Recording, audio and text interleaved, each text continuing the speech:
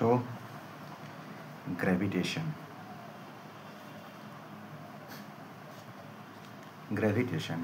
আজ আমরা পড়ব গ্র্যাভিটি সম্পর্কে।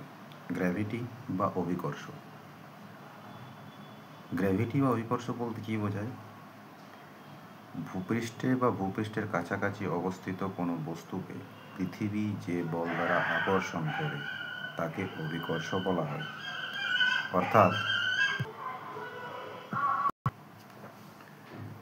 অর্থাৎ অভিকর্ষ হচ্ছে একটি বল। এই বলের দ্বারা কী হয়? এই বলের দ্বারা পৃথিবী কোনো বস্তুকে তার কেন্দ্রের দিকে আকর্ষণ করে। যেমন ফিগারে দেখানো হয়েছে, এই যদি পৃথিবী হয়, পৃথিবীর কেন্দ্রবিন্দু থেকে কিছু সার্টেন হাইট উচ্চতায়, কত উচ্চতায়? আর উচ্চতায় যদি একটি বস্তুকে রাখা হয়, এম ভরের বস্তু, তো পৃথিবী এই এম ভরের বস্তুকে নিজের কেন্দ্রের দিকে আকর্ষণ করবে। কত বলে আকর্ষণ করবে? অভিকর্ষ বলের। অভিকর্ষ বল অভিকর্ষ বল সমান F = G × m/r², যেখানে ক্যাপিটাল এম হচ্ছে পৃথিবীর ভর। ঠিক আছে, এরপর হচ্ছে অভিকর্ষীয় ত্বরণ। অভিকর্ষীয় ত্বরণ কি না স্যার? অভিকর্ষ বলের প্রভাবে অবাধে পতনশীল বস্তুর মধ্যে যে ত্বরণের সৃষ্টি হয়। অভিকর্ষের প্রভাবে বস্তুটিকে পৃথিবী তার কেন্দ্রের দিকে টানবে, আকর্ষণ করবে। এর ফলে বস্তুটির মধ্যে যে ত্বরণের সৃষ্টি হবে সেই ত্বরণটি হচ্ছে অভিকর্ষীয় ত্বরণ। তাহলে অভিকর্ষীয় ত্বরণ এক প্রকারের ত্বরণ। তো সেম ফিগারে পৃথিবী, যার মাস m, কেন্দ্র থেকে r দূরত্বে m ভরের একটি বস্তু রয়েছে। তাহলে এই m ভরের বস্তুর ওপর পৃথিবী বল প্রয়োগ করবে, আকর্ষণ বল, যা ওকে ওর কেন্দ্রের দিকে আকর্ষণ করবে। তাহলে m ভরের বস্তুটির মধ্যে কত ত্বরণ সৃষ্টি হবে? অতএব m ভরের বস্তুর ওপর ক্রিয়াশীল ত্বরণ সমান m ভরের বস্তুর ওপর প্রযুক্ত বল বাই m ভরের বস্তুর ভর। নিউটনের সেকেন্ড ল, ত্বরণ সমান বল বাই ভর, বল সমান ভর ইন্টু ত্বরণ। তাহলে অভিকর্ষীয় ত্বরণকে আমরা জি দ্বারা লিখি। তাহলে জি সমান কী হবে? F/m। এফটা কি? m ভরের বস্তুর ওপর প্রযুক্ত বল। তাই এফ এর ভ্যালুটা যদি এখানে পুট করা হয়, F = G mm/r², নিচে m ক্যান্সেল আউট হয়ে যাবে, অর্থাৎ G সমান Gm/r²। G সমান Gm/r²। এখানে কিন্তু মনে রাখা দরকার, G সমান Gm/r²। G হচ্ছে সার্বজনীন মহাকর্ষীয় ধ্রুবক, m হচ্ছে পৃথিবীর ভর, এবং r হচ্ছে পৃথিবীর কেন্দ্র থেকে ওই বস্তুটি কত উচ্চতায় রয়েছে, কত দূরত্বে রয়েছে, সেই দূরত্বটা r। পৃথিবীর ভরও কনস্ট্যান্ট, সার্বজনীন মহাকর্ষীয় ধ্রুবক এও কনস্ট্যান্ট। তাহলে বলা যায় G inversely proportional to r²। বলা যায়, এটা মনে রাখবে, এখান থেকে নিউমেরিক্যাল আসে অনেক আগে। যদি এই বস্তুটি এখান থেকে ক্রমশ এসে এইসব জায়গাতে এসে গিয়ে দাঁড়ায়, তাহলে কী হবে? বস্তুটি ভূপৃষ্ঠে দাঁড়াবে। এখন ভূপৃষ্ঠ থেকে বস্তুটি কিছু উচ্চতায় রয়েছে, বাট এর উচ্চতা কমিয়ে যদি বস্তুটিকে এখানে রাখা হয়, তাহলে সেক্ষেত্রে কী হবে? বস্তুটি ভূপৃষ্ঠে থাকবে, m ভরের বস্তুটি ভূপৃষ্ঠে থাকবে। তাহলে ভূপৃষ্ঠের ওপর অবস্থিত বস্তুর ক্ষেত্রে কী হবে? r সমান r হবে না? ভূপৃষ্ঠের অবস্থিত বস্তুর ক্ষেত্রে কী হবে? r = r হবে, যেখানে r কি? পৃথিবীর ব্যাসার্ধ। তাহলে সেক্ষেত্রে G সমান Gm/r²। এখানে মনে রাখা প্রয়োজন ভূপৃষ্ঠে অবস্থিত বস্তুর ক্ষেত্রে অভিকর্ষীয় ত্বরণ G সমান Gm/r²। ঠিক আছে, পৃথিবীর কেন্দ্র থেকে যদি কিছু উচ্চতাতে থাকে তাহলে সেক্ষেত্রে G সমান কী হবে? ওই কেন্দ্রবিন্দু থেকে ওই বস্তুটি কত উচ্চতায় আছে, তাহলে G সমান Gm/r²। অর্থাৎ অভিকর্ষজ ত্বরণ পৃথিবীর কেন্দ্রের থেকে ওই বস্তুটি কত দূরে রয়েছে তার বর্গের ব্যস্তানুপাতিকে পরিবর্তিত হয়। ঠিক আছে, আগে তাহলে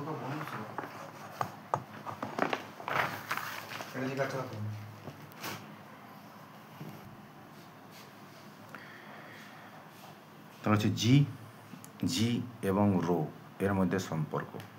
জি হচ্ছে অভিকর্ষীয় ত্বরণ, ক্যাপিটাল জি হচ্ছে সার্বজনীন মহাকর্ষীয় ধ্রুবক এবং রো হচ্ছে পৃথিবীর ঘনত্ব। এর মধ্যে সম্পর্ক কি কি সম্পর্ক রয়েছে দেখা যাবে। কি না অ্যাকচুয়ালি কি সম্পর্ক রয়েছে। পৃথিবীর কেন্দ্র, এম ভরের বস্তুটি পৃথিবীর কেন্দ্র থেকে কত দূরত্বে রয়েছে? আর দূরত্বে, মানে ভূপৃষ্ঠে রয়েছে, তাই না?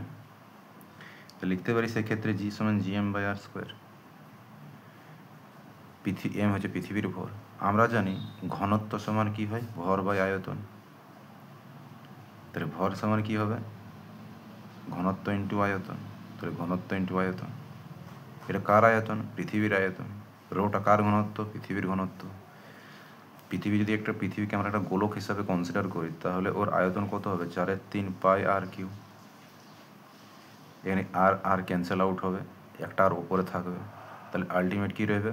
জি সমান 4g πr/ρ/3। তাহলে রো সমান কি হবে? পৃথিবীর ঘনত্ব রো সমান 3g/4g πr। দেখো পৃথিবীর ঘনত্ব, অভিকর্ষীয় ত্বরণ এবং পৃথিবীর ব্যাসার্ধের মধ্যে সম্পর্ক। তাহলে বলতে পারি পৃথিবীর ঘনত্ব জি এর সঙ্গে সমানুপাতিক। পৃথিবীর ঘনত্ব ওর ব্যাসার্ধের সঙ্গে সমানুপাতিক, মানে ব্যস্তানুপাতিক।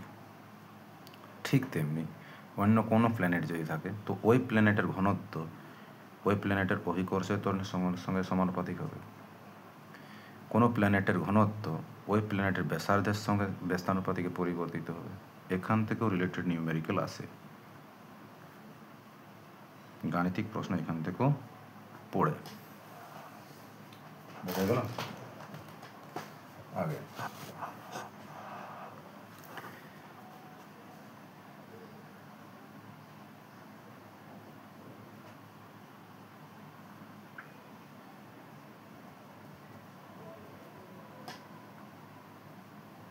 বস্তুর ত্বরণ।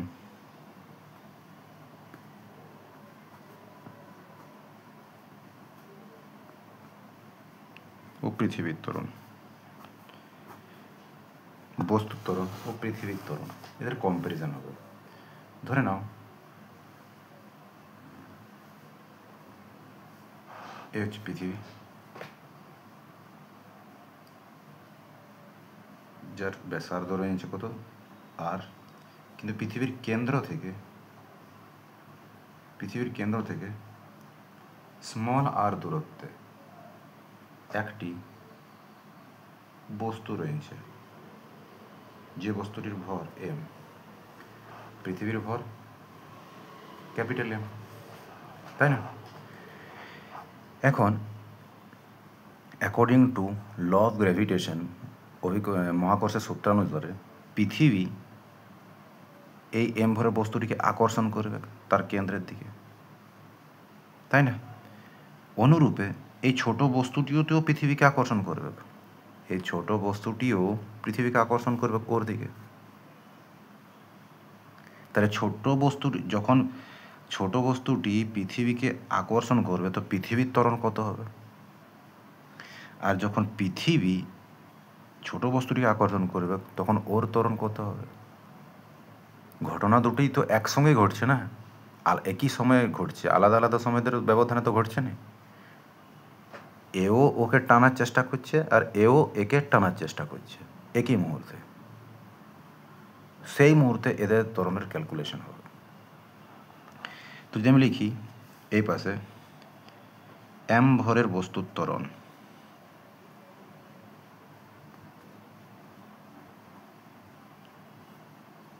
তো কি লিখব? ত্বরণ সমান বল বাই ভর। তাহলে এম ভরের বস্তুর উপর প্রযুক্ত বল, এম ভরের বস্তুর উপর প্রযুক্ত বল বাই বস্তুটির ভর কত? এম। তো এম ভরের বস্তুর উপর প্রযুক্ত বল কত? F by M. তাহলে এম ভরের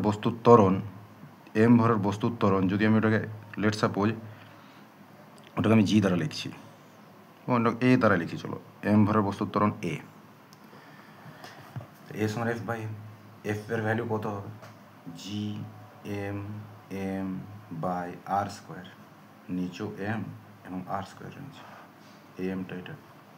তাহলে আলটিমেট এ ভরের বস্তুর ত্বরণ কত? এ ভরের বস্তুটির ত্বরণ, সরি ছোট এম ভরের বস্তুটির ত্বরণ G M by R square, তাই না? এখানে পৃথিবীর ত্বরণ বার করছি। কেন পৃথিবীর ত্বরণ? কারণ এই ছোট বস্তুটি পৃথিবীকেও সেম ফোর্সে আকর্ষণ করছে। পৃথিবী ছোট বস্তুটিকে যে বল দ্বারা আকর্ষণ করছে, এই ছোট বস্তুটিও পৃথিবীকে সেই বল দ্বারা আকর্ষণ করছে। তাহলে পৃথিবীর ত্বরণ কত হবে? পৃথিবীর ত্বরণ সমান পৃথিবীর উপর প্রযুক্ত বল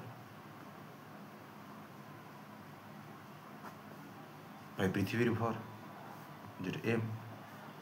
তাহলে পৃথিবীর ত্বরণকে যদি আমি এ আর্থ লিখি, এ ই দ্বারা ইন্ডিকেট করছি, তো এই ভ্যালুটা হবে তাহলে A earth G M M by M R square. So A earth কত হবে? M M cancel out, G small M by R square. এটা বস্তুটির ত্বরণ, এটি পৃথিবীর ত্বরণ। দুটো যদি তুলনা করি,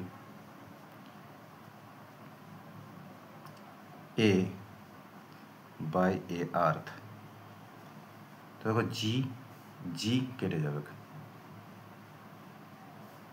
জি কেটে যাবে, আর স্কোয়ার কেটে যাবে। তাহলে পড়ে কি থাকবে? M by small M. এবার বলো কার ভরটা বেশি? পৃথিবীর ভরটা বেশি না এই বস্তুটার ভরটা বেশি? নো ডাউট পৃথিবীর ভর বেশি, বহু গুণ বেশি। তো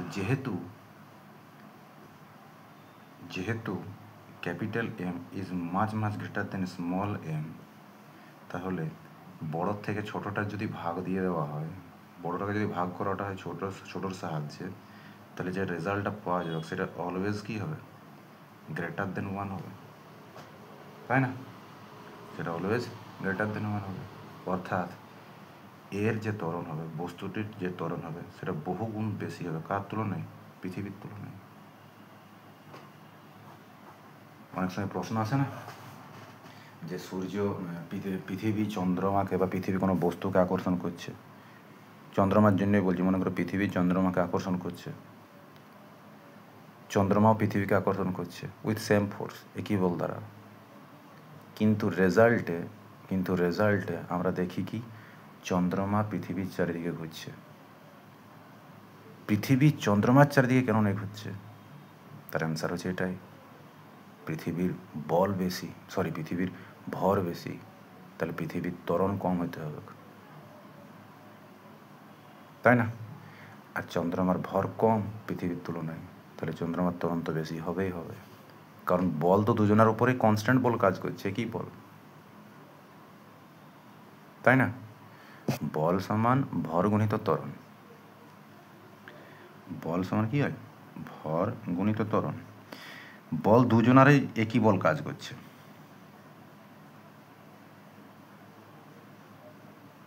বল একই কাজ করছে। তো দেখো পৃথিবীর বল খুবই বেশি, তাহলে এর ত্বরণটা কম হতে হবে। আর বস্তুটির ভর খুব কম, তাহলে ওর ত্বরণটা বেশি হতে হবে। তো যার ভর কম ওর ত্বরণ বেশি, আর ত্বরণ বেশি হওয়ার কারণে কী হবে? ওই বস্তুটি পৃথিবীর দিকে আকর্ষিত হয়ে আসবে। তাহলে কি পৃথিবীও বস্তুর দিকে আকর্ষিত হয়ে যাবে না? যাবে, কিন্তু পৃথিবীর ত্বরণটা খুবই কম হবে, যেটা আমরা ক্যালকুলেশনে নেবই না, যেটা অ্যাকচুয়ালি আমরা অনুভবই করতে পারবো না।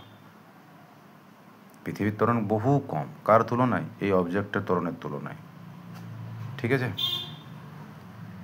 পৃথিবীর ত্বরণ খুবই কম অবজেক্টের তুলনায়, যেটা আমরা ক্যালকুলেশনে নেব না, যেটা নগণ্য। তাই আমরা বলি যে বস্তুটি আকর্ষিত হয়ে আসবে, পৃথিবী যাবে না। বাট পৃথিবীরও ত্বরণ আছে, কিন্তু ওটা অনুভব করা যাবে না, খুবই ছোট।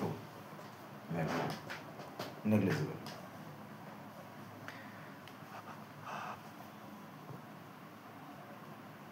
চলো নেক্সট তাও দেখা যায়।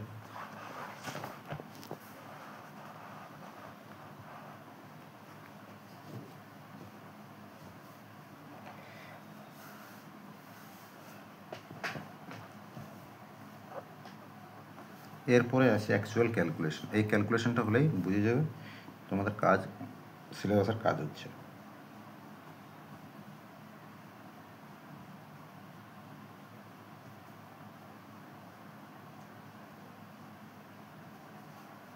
অভিকর্ষজ ত্বরণ এর পরিবর্তন।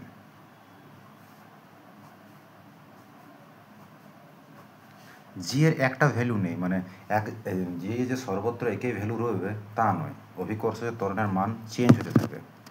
তো কোন কোন রাশিগুলো রয়েছে যার চেঞ্জের ফলে অভিকর্ষজ ত্বরণের মান চেঞ্জ হবে? অভিকর্ষজ ত্বরণের মান পরিবর্তন হবে কোন রাশির পরিবর্তনের ফলে, কোন রাশিগুলির পরিবর্তনের ফলে। অভিকর্ষজ ত্বরণ কোনো ধ্রুবক নয়, এটি চেঞ্জ হতে থাকে, ঠিক আছে? বিভিন্ন কারণে চেঞ্জ হবে। তো কোন কোন কারণগুলো রয়েছে? নাম্বার 1,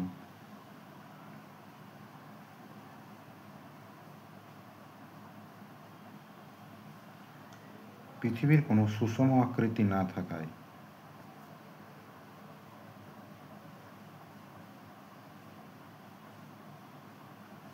পৃথিবীর অভিকর্ষজ ত্বরণের আলোচনা হচ্ছে, মানে অভিকর্ষজ ত্বরণ কোথায় হবে? পৃথিবীতে হবে। তো সুষম আকৃতি না থাকায়,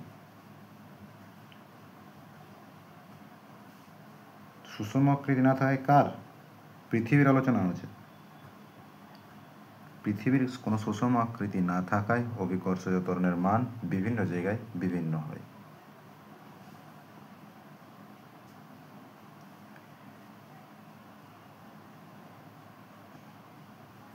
ভূপৃষ্ঠ থেকে উচ্চতায়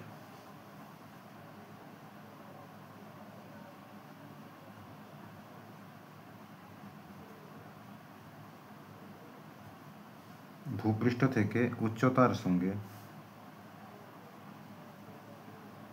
জি এর মান, মানে অভিকর্ষজ ত্বরণের মান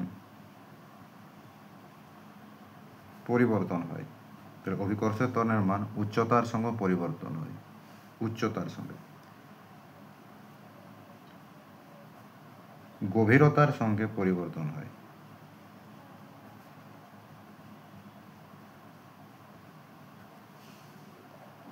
এটা একদম প্রুভ করে দেখাবো, ঠিক আছে? উচ্চতার সঙ্গে পরিবর্তন, গভীরতার সঙ্গে পরিবর্তন হবে।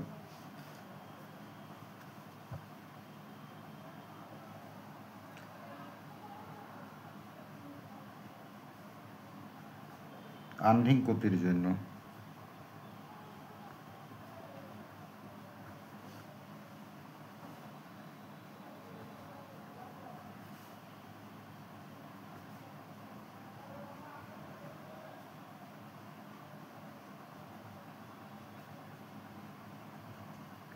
আহ্নিক গতির জন্য জি এর মান পরিবর্তিত হয়। আহ্নিক গতি ভূগোলে পড়েছো, তাই না? পৃথিবী নিজের অক্ষকে কেন্দ্র করে চারিদিকে ঘোরে, এই গতিটা আহ্নিক গতি। সূর্যের চারদিকে ঘোরে, সেটা বার্ষিক গতি। তো এই 4টা বিষয় আমরা দেখো, আজকের এটাই হবে আলোচ্য বিষয়। তো প্রথমে দেখা যায়, প্রথম ঘটনা ছিল সুষম আকৃতি না থাকার জন্য। পৃথিবীর আকৃতি কী ধরনের? জিওয়েড, কোনো সুষম আকার নেই। তবুও একে আমরা কী ভাবি? উপগোলক ভাবি।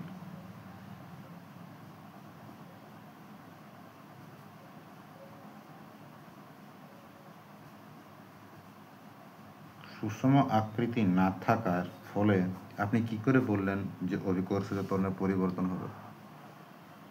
দেখাচ্ছি। তো পৃথিবীকে যদি আমি যদিও পৃথিবীর কোনো সুষম শেপ নেই, জিওয়েড শেপ রয়েছে, তোকে অনেক সময় কী বলা হয়? উপগোলক, মানে ডিম্বাকার। দেখে তোমরা হয়তো পড়েছো কোথাও, ডিমের মতো আকার থাকে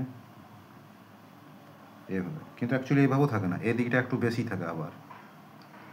কিন্তু আমি সুষমভাবে লিখি যে চলো এটা ডিম্বাকারের মতোই রয়েছে, ঠিক আছে?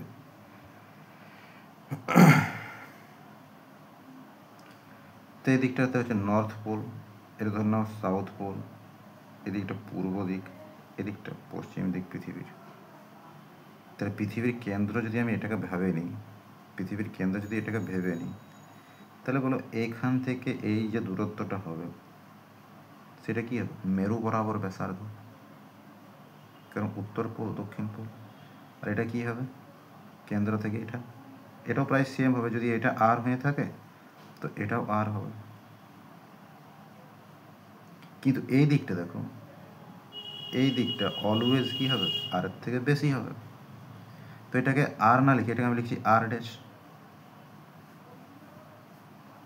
তাই না? নিরক্ষীয় তলের ব্যাসার্ধ, নিরক্ষরেখা এটাই আছে তো। পৃথিবীকে উত্তর ও দক্ষিণ গোলার্ধে সমান দুভাগে ভাগ করেছে, এটা হচ্ছে নিরক্ষীয় তলের ব্যাসার্ধ। এটাও কত হবে? আর ড্যাশ হবে। তার মানে দেখো, এই কেন্দ্র থেকে যদি আমি পোলে যাই, সে নর্থ পোলে যাই বা সাউথ পোলে যাই, দূরত্বটা কত হবে? আর। কিন্তু কেন্দ্র থেকে যদি আমি পূর্ব দিকে যাই, পূর্ব গোলার্ধের একদম শেষ এক্সট্রিম পজিশনে, আর কেন্দ্র থেকে যদি আমি পশ্চিম গোলার্ধের দিকে যাই, তাহলে দূরত্বটাই কি থাকবে? তাহলে যদি আমি পোলে পোলে যদি আমি ক্যালকুলেশন করছি অভিকর্ষজ ত্বরণ, তাহলে পোলে কত হবে? পোলে হবে জি পি সমান G M by R square, তাই না? ইকুইটোরিয়াল নিরক্ষীয় তলে কত হবে? নিরক্ষীয় তলেরটাকে লিখছি আমি জি ই বা ক্যাপিটাল ই লিখছি, ইকুই লিখছি। ইকুইটোরিয়াল মানে নিরক্ষীয় তলে অভিকর্ষজ ত্বরণ কত হবে? G M by R dash তার স্কোয়ার। আমরা গোটাই দেখতে পাচ্ছি according to figure R dash is greater than আর।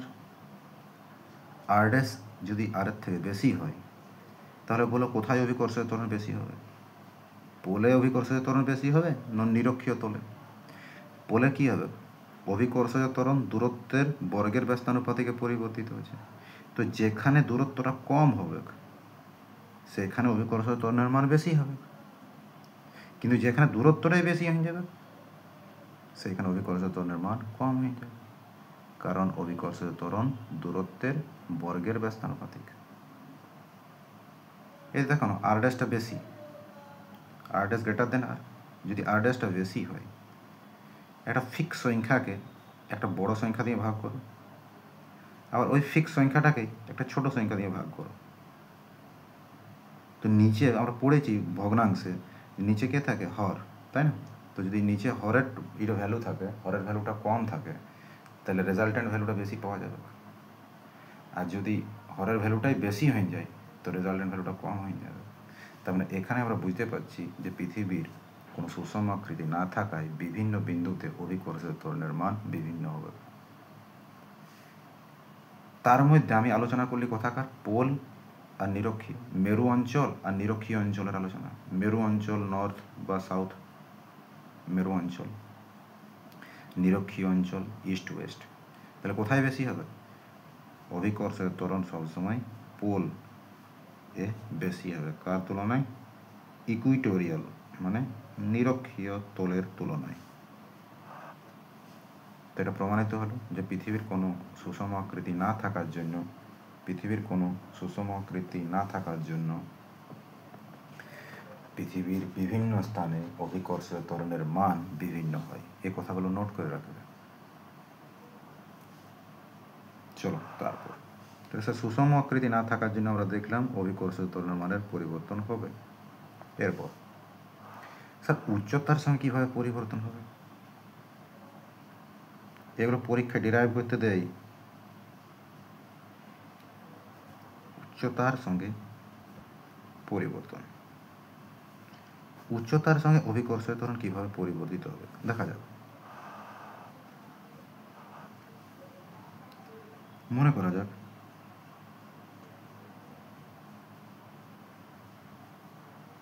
এ হচ্ছে পৃথিবী, যার ব্যাসার্ধ কত? Capital R. পৃথিবীর কেন্দ্র থেকে কিছু দূরত্বে, কত দূরত্বে? কেন্দ্র থেকে কত দূরত্বে? ধরে নিচ্ছি আর দূরত্বে।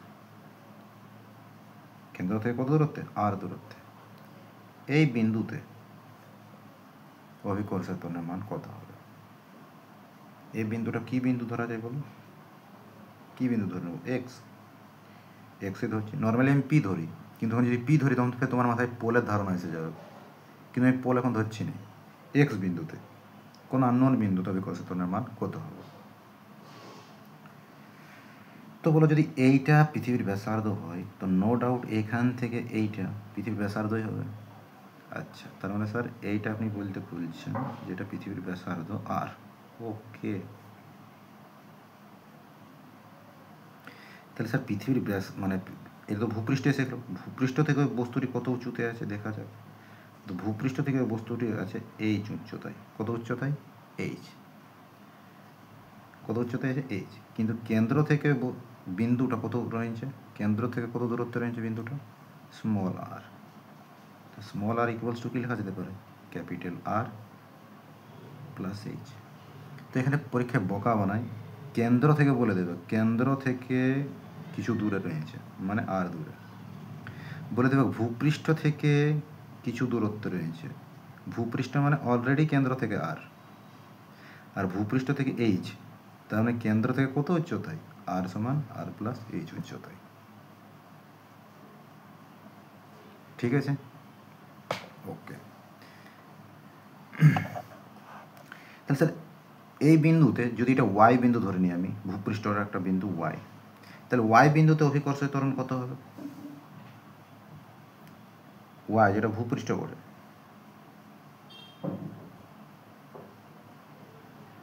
ভূপৃষ্ঠে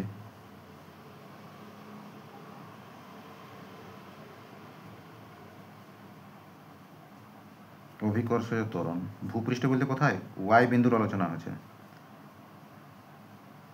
জি সমান G M by R square, যেখানে এম হচ্ছে পৃথিবীর ভর, তাই না? স্যার এক্স বিন্দুতে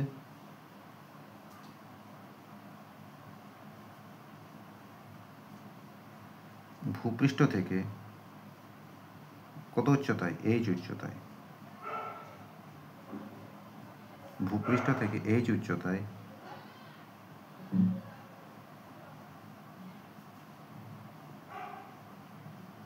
ভূপৃষ্ঠ থেকে এইচ উচ্চতায় অভিকর্ষজ ত্বরণ, ভূপৃষ্ঠ থেকে এইচ উচ্চতা, ভূপৃষ্ঠ থেকে এইচ উচ্চতা, এর অর্থ কি?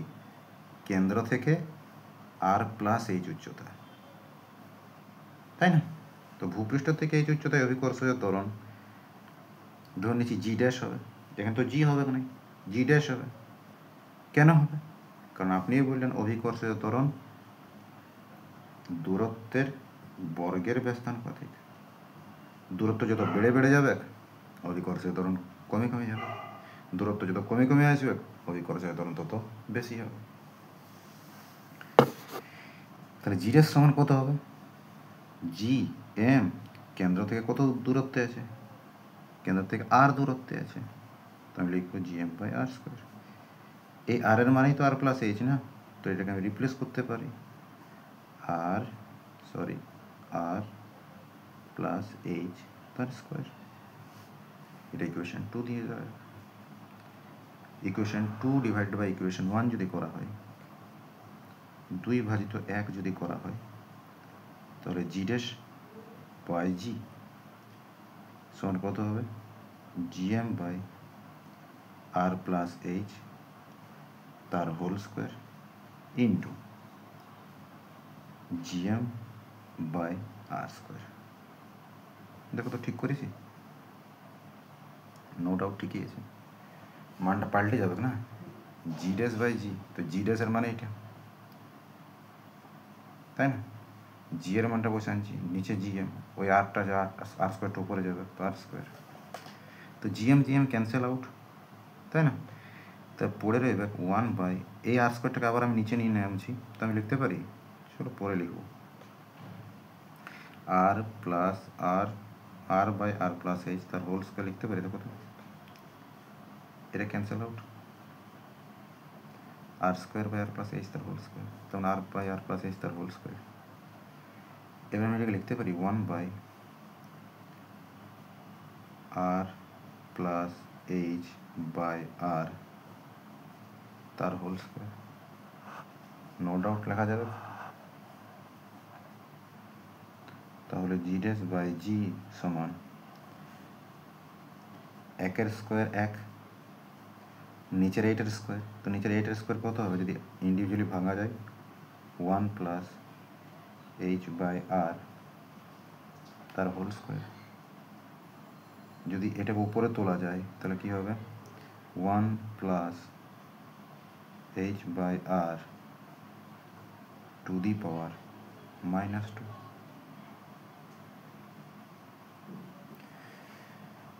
তাই না? তো এটাকে আমি লিখতে পারি 1 মাইনাস 2h বাই আর, কারণ এটা একটা সিরিজে চলবে। এরপর যদি এটাকে আমি ভাঙতে থাকি একটা সিরিজে চলবে, বাইনোমিয়াল দ্বিপদ উপপাদ্য, ভেঙে ভেঙে ভেঙে ভেঙে ভেঙে যেতে হবে। মেতে তোমাদের দ্বিপদ উপপাদ্য যদি করা আছে তাহলে জানবে, যদি না করা থাকে তো কোনো অসুবিধা নেই। মনে রাখো এই যে -2টা এখানে এসে যাবে, ঠিক আছে, -2h বাই আর। আরও অন্যান্য পদ রইবে, কিন্তু ওই অন্যান্য পদগুলো আরও ছোট হবে, খুবই কম হয়ে যাবে। তো ওই অন্যান্য পদগুলোকে আমি নগণ্য করে দেবো। তো অন্যান্য পদগুলিকে নগণ্য করে পাই, এখানে লিখে দিবে হার্টস আর নেগলেক্টেড। হার্টস মানে higher order terms, higher order terms are neglect, অগ্রাহ্য করা হয়েছে। কিসে ভাঙছি এটা? বাইনোমিয়াল দ্বিপদ উপপাদ্যের বাকি যে পদগুলি রয়েছে সেই পদগুলিকে, দ্বিপদ বিস্তারের যে বাকি পদগুলি রয়েছে সেই পদগুলিকে আমরা উপেক্ষা করছি, নগণ্য করছি, কারণ ওগুলো খুব ছোট হবে। তাহলে কি লিখতে পারি, জি ড্যাশ সমান জি ইন্টু 1 মাইনাস 2h বাই আর। তো এই হচ্ছে সম্পর্ক যে ওই বিন্দুতে অভিকর্ষীয় ত্বরণ কত হবে। কোন বিন্দুতে? এক্স বিন্দুতে। এক্স বিন্দুতে অভিকর্ষীয় ত্বরণ কত হবে? এই বিন্দুতে অভিকর্ষীয় ত্বরণ জি ড্যাশ হবে, তাই না? অভিকর্ষীয় ত্বরণ কত হবে? জি ড্যাশ সমান জি ইন্টু 1 মাইনাস 2h বাই আর। এই রাশি আমার একটা পরীক্ষায় ডিরাইভ করতে বলবে, আর রিলেটেড নিউমেরিক্যালও আসতে পারে। ঠিক আছে, চলো নেক্সট।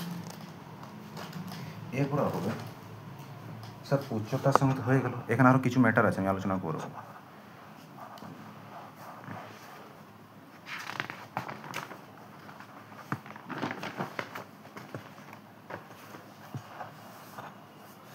এই উচ্চতা অভিকর্ষীয় ত্বরণ আমাদের কাজ হয়ে গেছে, ঠিক আছে। এবার গভীরতারটা দেখা যাক।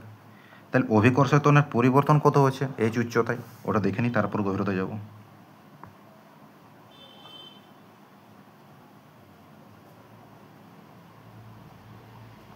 এই উচ্চতায়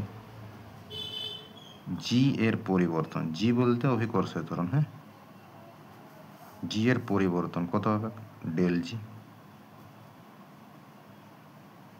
আগে বেশি ছিল না এখন বেশি আছে? এই উচ্চতায় বেশি আছে না ভূপৃষ্ঠে বেশি আছে? নো ডাউট ভূপৃষ্ঠে বেশি আছে।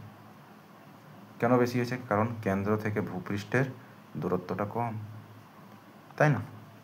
তাহলে আগে অভিকর্ষীয় ত্বরণ বেশি ছিল, এখন অভিকর্ষীয় ত্বরণ কম আছে, মানে জি minus G dash.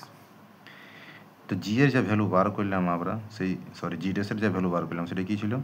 G into 1 minus 2h by আর।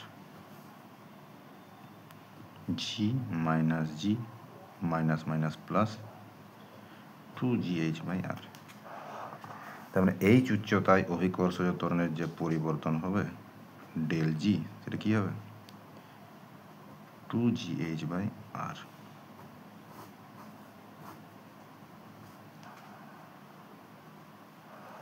শতকরা পরিবর্তন কত হবে?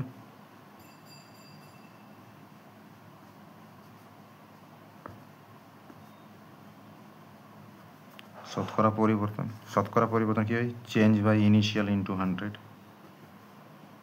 চেঞ্জ কত? চেঞ্জ ডেল জির চেঞ্জ পরিবর্তন প্রাথমিক জি ছিল ইন্টু 100। তার মানে sir 2GH by R into 100%,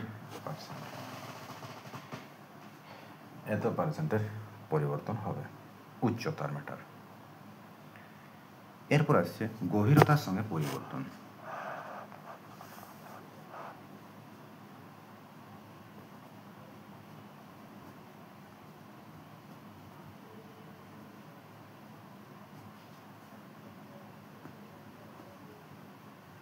এটা একটু বুঝবে, এখানে একটু বোঝার ম্যাটার আছে। গভীরতার সঙ্গে কীভাবে পরিবর্তিত হবে?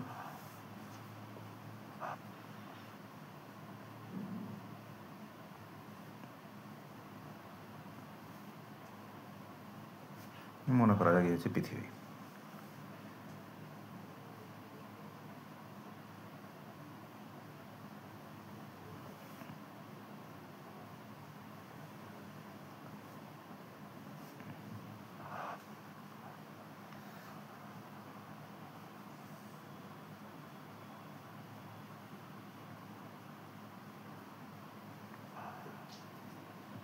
এটা মনে করো পৃথিবী, বড় ফিগারটা হচ্ছে পৃথিবী, ঠিক আছে?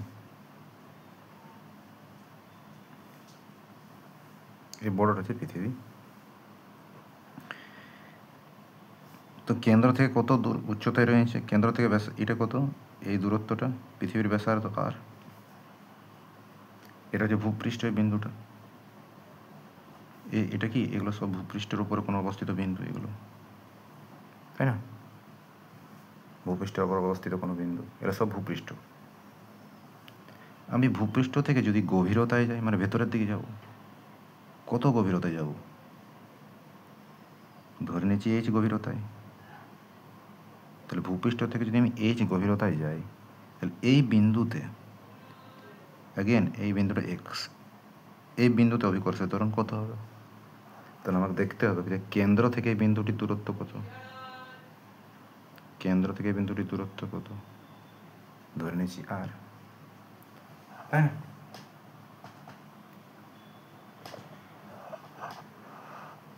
একটু ছবিটা মিসম্যানেজ হয়ে গেছে, ভালো করে হয়নি, তো আমি এটাকে আবার এখানে ড্র করছি, এবার এখানে দেখে নেবে, ঠিক আছে?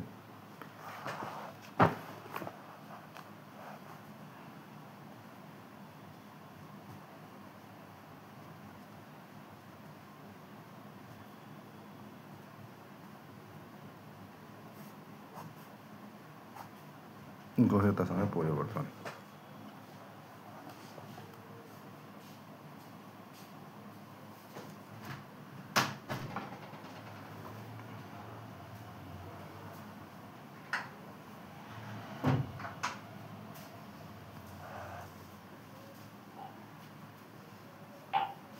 পৃথিবীর ব্যাসার্ধ আর, এই পুরো পার্টটা ভূপৃষ্ঠ। ভূপৃষ্ঠ থেকে যত ভেতর দিকে যাওয়া যাক, কত ভেতরে? লেট সাপোজ ভূপৃষ্ঠ থেকে H ডেপথে, H গভীরতায় X বিন্দু আছে, এই বিন্দুটা X বিন্দু, এইখানে অভিকর্ষীয় ত্বরণ কত হবে? এই বিন্দুতে অভিকর্ষীয় ত্বরণ কত হবে সেটা ফাইন্ড আউট করার জন্য পৃথিবীর কেন্দ্রকে কেন্দ্র করে একটা এই ছোট পার্টের কল্পনা করা হবে, আভ্যন্তরীণ ভূগোলক, ঠিক আছে? তো X বিন্দুতে অভিকর্ষীয় ত্বরণ কত হবে? G ড্যাশ হবে। তো G ড্যাশের ভ্যালু আমার জানা নেই, ওইটাই ফাইন্ড আউট করতে হবে। ভূপৃষ্ঠে কত হবে? এটা তো ভূপৃষ্ঠ, এগুলো আউটার সারফেসটা। তো ভূপৃষ্ঠে অভিকর্ষীয় ত্বরণ কত হবে? G equals to GM/R²। এটা পড়ে আসছি, ভূপৃষ্ঠে অভিকর্ষীয় ত্বরণ G ইকুয়ালস টু GM/R²। ভূপৃষ্ঠ থেকে H গভীরতায় X বিন্দুতে অভিকর্ষীয় ত্বরণ কত হবে? তো দেখতে হবে কেন্দ্র থেকে এই বিন্দুটি কত দূরে রয়েছে, তাই না? কেন্দ্র থেকে এর কত হবে? এই পুরোটা যদি R হয় আর এইটুকুটা যদি H হয়, তাহলে এটা কত হবে? R minus H। তাহলে কেন্দ্র থেকে R মাইনাস H, কেন্দ্র থেকে R মাইনাস H দূরে অভিকর্ষীয় ত্বরণ কত হবে? আলটিমেট এটাই আলোচ্য বিষয়। তো ভেবে নাও এইখানে যখন বস্তুটি ছিল এই পয়েন্টে ভূপৃষ্ঠে, তখন এই সম্পূর্ণ পৃথিবী ওকে কেন্দ্রের দিকে আকর্ষিত করছিল, তাই না? যখনই বস্তুটি ভূপৃষ্ঠ থেকে ভেতরের দিকে গভীরতায় প্রবেশ করেছে, এইখানে পৌঁছেছে এক্স বিন্দুতে, তখন ওই বস্তুটিকে কে আকর্ষণ করবে? এই সম্পূর্ণ পৃথিবী নাকি এই অভ্যন্তরীণ ভূগোলকটা কে আকর্ষিত করবে?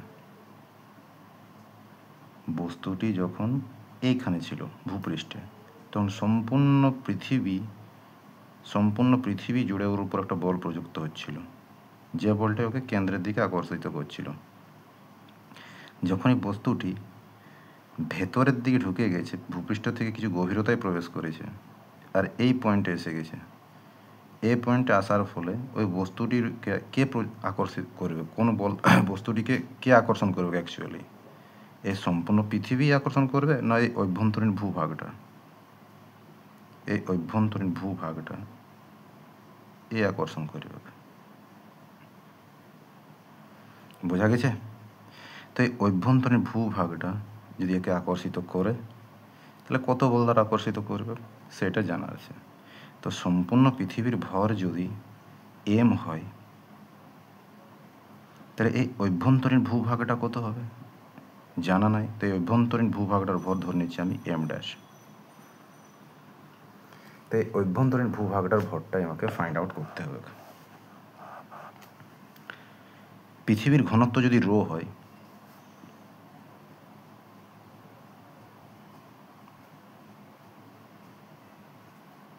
পৃথিবীর ঘনত্ব রো হলে পৃথিবীর আয়তন কত হবে? রো সমান কি লিখতে পারি বলো? পৃথিবীর ঘনত্ব রো হলে রো সমান এম বাই ভি, পৃথিবীর ভর বাই পৃথিবীর আয়তন। পৃথিবীর আয়তন কত? 4/3, 4/3, 3 উপরে চলে গেছে, পাই আর কিউ, তাই না? এটা পৃথিবীর ঘনত্ব। পৃথিবীর যা ঘনত্ব হবে এই ভূগোলকটারও ঘনত্ব তো তাই হবে, ঘনত্ব তাই হবে, ভরটা আলাদা হবে, আয়তনটা আলাদা হবে, ঘনত্ব তো একই রইবে। এটাও পৃথিবীরই বটে, আর এই ছোটো ভূভাগটাও পৃথিবীরই বটে। একটা বড় সোনার চামচ নিই, ওর ঘনত্ব, আর এই সোনার টুকরোর আলাদা, ওর ঘনত্ব। ঘনত্ব তো সোনাই বটে, ঘনত্ব তো একই থাকার কথা, একই থাকবে। তো পুরো ভূভাগটার ঘনত্ব আর এই ছোটো ভূভাগটার ঘনত্ব একই থাকবে। তাহলে পৃথিবীর ঘনত্ব যদি রো হয়, যা 3m/4πr3, তাহলে নো ডাউট এইটুকু হিস্সাটারও, এই ছোটো ভূভাগটারও ঘনত্ব কত হবে? এই হবে। তাহলে ওই আভ্যন্তরীণ ভূভাগটার আভ্যন্তরীণ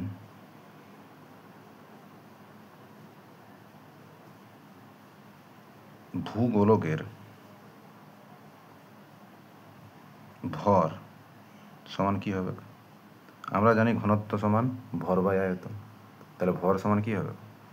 ঘনত্ব ইন্টু আয়তন।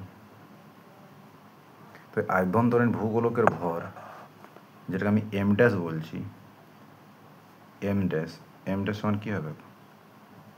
এর ঘনত্ব যেটা রো ইন্টু এর আয়তন ভি ড্যাশ সমান কত হবে বলো? 4/3, এটাও তো গোলক, পাই আর মাইনাস এইচ তার হোল কিউ। রো এর ভ্যালু তো বার করা আছে, 3m/4πr3, ব্যাস পুট করে দাও, 3m/4πr3, 4/3 by R minus H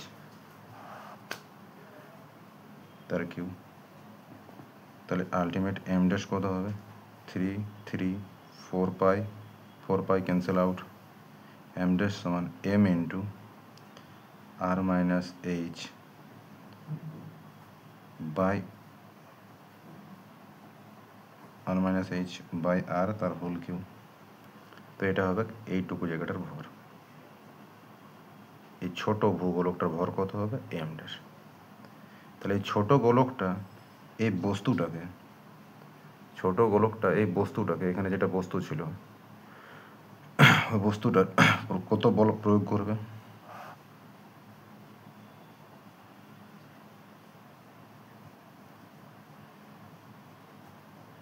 আভ্যন্তরীণ ভূগোলক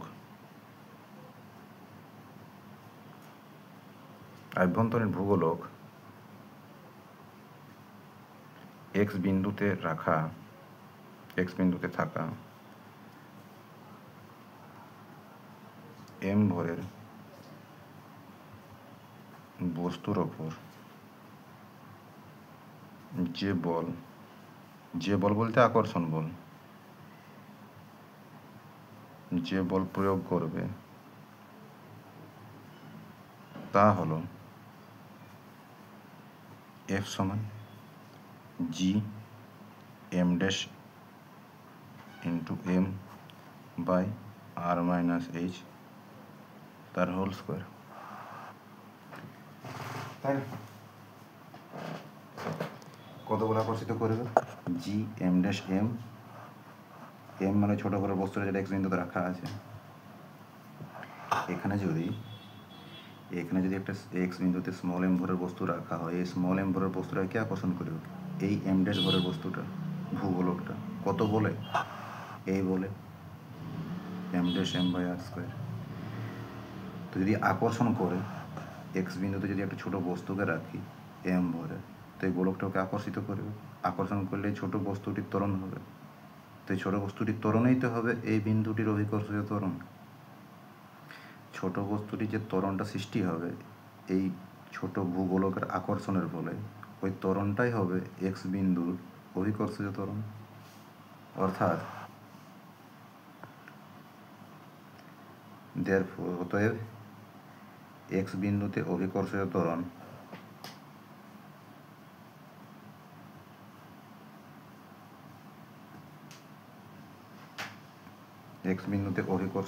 কত হবে? এক্স বিন্দুতে অভিকর্ষীয় ত্বরণ সমান এম ভরের বস্তুর ত্বরণ। এক্স বিন্দুতে অভিকর্ষীয় ত্বরণ যদি জি ড্যাশ মানা হয়, এম ভরের বস্তুর ত্বরণ কত হবে? এম ভরের বস্তুর উপর প্রযুক্ত বল বা এম ভরের বস্তুর ভর। তো এম ভরের বস্তুর উপর প্রযুক্ত বল কত ছিল যেন? এফ ইকুয়ালস টু এই যে G M dash M by M into R minus H তার whole square. M cancel out. M ড্যাশের ভ্যালু আমরা বার করেছি, এম ড্যাশ সমান M into R minus H তার whole cube, R minus H by R তার whole cube. ভ্যালুটা যদি এখানে পুট করা হয়, আর মাইনাস এইচ তার whole cube by R cube into R minus H তার square. So ultimate G dash equals to G M, এই আর কিউটাকে ভেঙে আর স্কোয়ার নিলাম, ঠিক আছে। এখানে আর মাইনাস এইচের স্কোয়ার আছে, এখানে আর মাইনাস এইচ তার হোল কিউব আছে, তাহলে উপরে আর মাইনাস এইচ আর নিচে আর, ব্যাস হয়ে গেছে। জি ড্যাশ সমান G M by R square মানে কি? G M by R square মানে হচ্ছে ভূপৃষ্ঠে অভিকর্ষীয় ত্বরণ জি। এটাকে লিখতে পারি 1 মাইনাস এইচ বাই আর। তাহলে এ হচ্ছে অভিকর্ষজ ত্বরণ। গভীরতায় অভিকর্ষজ ত্বরণ কত হবে? জি ড্যাশ সমান জি ইন্টু 1 মাইনাস এইচ বাই আর। এটাও ডিরাইভ করতে বলে, এটাই বেশি আছে আর উচ্চতাটাও বেশি, দুটোই আছে। তাহলে অভিকর্ষের ত্বরণের পরিবর্তন কত হবে? ডেল জি। গভীরতায়ও তো কমছে না, দেখো কমছে না, জি ড্যাশ সমান জি ইন্টু 1 মাইনাস এইচ বাই আর। গভীরতার সঙ্গেও তো অভিকর্ষের ত্বরণ কমছে, জি যদি গুণ করে দেওয়া হয় তাহলে জি মাইনাস এই জি বাই আর হবে না? হবে। তাহলে অভিকর্ষ ত্বরণের পরিবর্তন হবে জি মাইনাস জি ড্যাশ। ভূপৃষ্ঠ থেকে উচ্চতার সঙ্গে অভিকর্ষের ত্বরণ কমছে, ভূপৃষ্ঠ থেকে গভীরতার দিকেও অভিকর্ষের ত্বরণ কমছে। তার মানে অ্যাকচুয়ালি অভিকর্ষীয় ত্বরণের মান কোথায় সর্বাধিক? ভূপৃষ্ঠ থেকে উপরের দিকে না ভূপৃষ্ঠ থেকে ভেতরের দিকে? কেন্দ্রের দিকে পৃথিবীর। ভূপৃষ্ঠেই অভিকর্ষীয় ত্বরণের মান সর্বাধিক হবে। উপরের দিকে উঠে উঠে গেলেও কমবে, নিচের দিকে যদি কেন্দ্রের দিকে আসি তখনও কমবে। এই পয়েন্টটি মনে রাখবে, ভূপৃষ্ঠে অভিকর্ষীয় ত্বরণের মান সর্বাধিক, কেন্দ্রেও কম হবে, কেন্দ্রের দিকে, আর উপরেও কম হবে উচ্চতায়। তো আলটিমেট ভ্যালুটা কত হবে, জি মাইনাস জি ড্যাশের ভ্যালুটা যদি বসানো হয় minus G plus GH by R, G ড্যাশের এই ভ্যালু পুরো ভ্যালুটা আমি এখানে পুট করেছি। তাহলে ডেল জি অভিকর্ষীয় ত্বরণের পরিবর্তন কত হবে, এইচ জি বাই আর। বেশ, শতকরা পরিবর্তন কত হবে,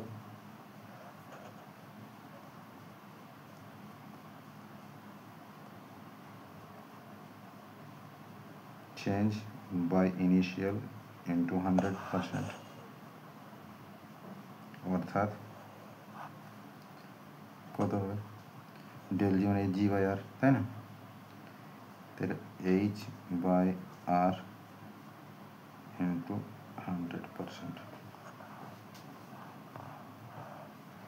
আচ্ছা, এখানে একটু ভুল হয়ে গেল না, এটা 2H কথা লাগবে, জি কেটে যাবে, হ্যাঁ, তো এখানে 2H বাই আর হবে, ঠিক আছে।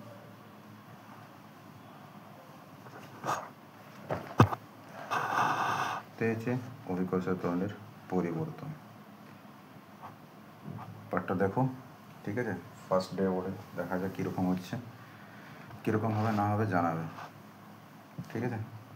এ অবধি রাখছি তাহলে আজ। আর একটা টপিক বাকি রয়েছে, আহ্নিক গতির প্রভাব, সেটা কিন্তু আমি পড়াচ্ছি, ওই বৃত্তীয় গতির ক্ষেত্রে আমি পড়াই নিয়েছিলি এই টপিকটা, জাপান বা ওয়েস্ট বেঙ্গলের এক্সাম্পল দিয়ে আই থিঙ্ক পড়াচ্ছিলি আমি, যে পৃথিবী ঘুরছে তো ওয়েস্ট বেঙ্গলও ঘুরছে, সেটা আবার বলে দেবো, সেটা কোনো চাপ নেই। যতটুকু পড়া হয়েছে সেইটুকুটা একটু ঠিকঠাক করে দেখে নাও আর নোট বানিয়ে নেবে, আর কোনো যদি অসুবিধা হয় তো জানাবে। চলো রাখছি।